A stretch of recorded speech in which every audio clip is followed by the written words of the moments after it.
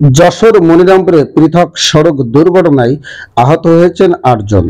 মনিরামপুর পল্লী বিদ্যুতের সামনে সকাল ৯টায় ভ্যান প্রাইভেট কার মুখোমুখি সংঘর্ষে আহত হয়েছেন বিজারামপুর গ্রামের রোকনুজ্জামানের স্ত্রী, বালিয়াডাঙ্গা খানপুর সরকারি প্রাথমিক বিদ্যালয়ের সহকারী শিক্ষিকা তানিয়া সুলতানা ৩৫, হাকোবা গ্রামের আনারুল ইসলামের স্ত্রী ফারজানা ৪৩, মনিরামপুর প্রেস ক্লাবের সভাপতি মঞ্জুর রহমানের স্ত্রী লাইলা খাতুন আঞ্জুমান, বিজয়রামপুর গ্রামের মৃত দুঃখে কাজীর ছেলে আবু বক্কর সিদ্দিক ৬২, বিজয়রামপুর গ্রামে আব্দুল রৌদের ছেলে ভ্যান চালক মোহাম্মদ আছান আলী গুরুতর আহত হয়।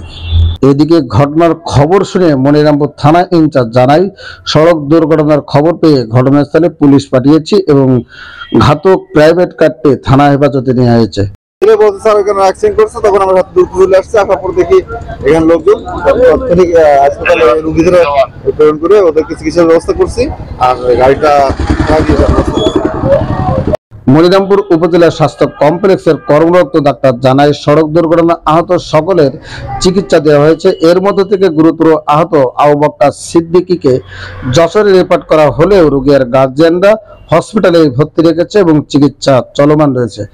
এদিকে ভোর রাতে সাতক্ষীরা থেকে আসা ঝিনাইদহ ট ১১-১২-৭৯ ট্রাকটি নিয়ন্ত্রণ হারিয়ে বিজয়রামপুর বাদাঘাটা ব্রিজের রেলিং ভেঙে আটকে যায়।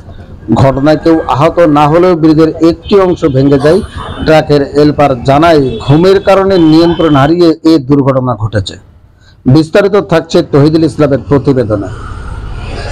আমাদের ড্রাইভার জানিয়েছেন যে গতকাল রাতে সেরি খেয়ে তিনি গাড়িটা ছাড়লেন, নিয়ন্ত্রণ হারিয়ে, ঘুমের চোখে নিয়ন্ত্রণ হারিয়ে এই মনিরামপুর বাদাঘাটা যে ব্রিজটি আছে সেই ব্রিজের রেলিং ভেঙে যায়, রেলিংয়ের পারে উঠে যায়। বর্তমানে গাড়িটি উদ্ধারের জন্য চেষ্টা চলছে, কিন্তু যারা ইতিমধ্যে গাড়িটা উদ্ধারের জন্য আসছিলেন তারা জানিয়েছেন যে এটা ক্রেন ছাড়া কোনোভাবেই এই গাড়িটি উদ্ধার করা সম্ভব না। তবে ব্রিজটির অনেক ক্ষয়ক্ষতি হয়েছে।